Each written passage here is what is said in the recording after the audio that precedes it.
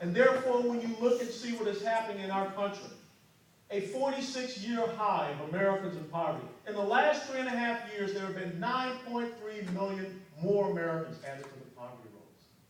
A 45% increase in food stamp recipients. We have a government right now that's spending your taxpayer dollars to run radio and television ads to get people on food stamps. That's not the equality of opportunity. That's not the American dream. The American dream that is unique and exceptional to every other nation all across this great globe in which we live. The fact that we live in an America now where we are bankrupting and destroying the fiscal sovereignty of this country is unconscionable. The report just came out today that from Inauguration Day to where we are today, every day there's been $4.1 billion of debt that has been added under this administration.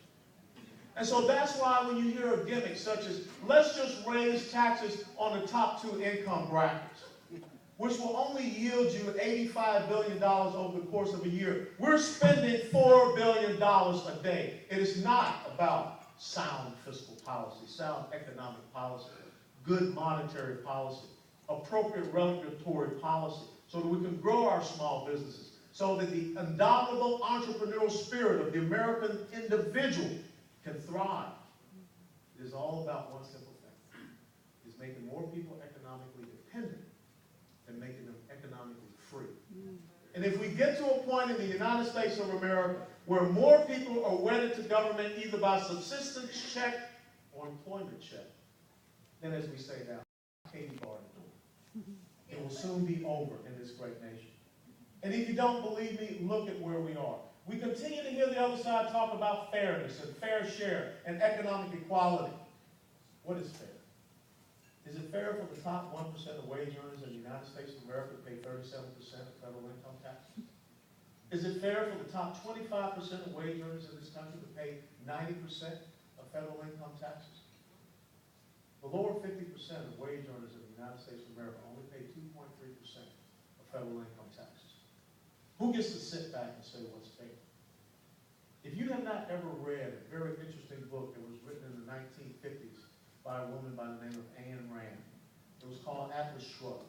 And what that book talked about very simply was when onerous tax and regulatory policy, when crony capitalism creeps into your government and they start to suppress the individual industrialism, when you start to destroy the production class, and that's what I'm looking at here. People that wake up every day, that go out and they work hard. When you destroy them and you elevate an entitlement class, people that are sitting back and waiting for a government check, people that are sitting back and waiting for money to come into that electronic benefits transfer card, and they get told that the people out here are the ones that are the bad people. That the things that you have built, the things that you've created, the success that you have is not your own. This is where we have to go back and understand what Thomas Jefferson wrote in the Declaration of Independence. Thomas Jefferson talked about the unalienable rights for each and every one of you. Thomas Jefferson talked about a nation that will be different from any other country that the world had known. A nation that will be built upon the preeminence of the individual. Those inalienable rights of life, liberty, and the pursuit of happiness that do not come from man. Therefore, they don't come from government. Ergo, government cannot take them away. They come from a creator. And when you think about what Martin Luther did with the 95 Theses, when Martin Luther talked about the right for the individual citizen to have a connection to their God, to their Lord and Savior, that was the beginning of what we have here in America. America is in your heart, in your heart, in your heart, in your heart, in your heart. America does not exist in Washington, D.C. But if we're not careful, all of a sudden that blessing of liberty that was given to us, as Anne Marie talked about, that simple document, the Declaration and the Constitution, and understand when you read the entire Declaration of Independence, look at the grievances that Jefferson listed. Many of those grievances are parallel to what you see today. Because what Jefferson talked about was the intrusive and invasive nature of government. Therefore, when men such as James Madison, John Jay, and Alexander Hamilton came along later, they wrote a constitution that talked about what the government cannot do, not what the government can do.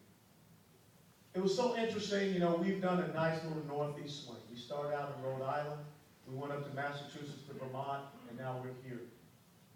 And when I look at the places that I had the opportunity to go and see, Concord Bridge, Lexington Green, I went up to Vermont for the Green Mountain Boys, the Revolutionary War fame were.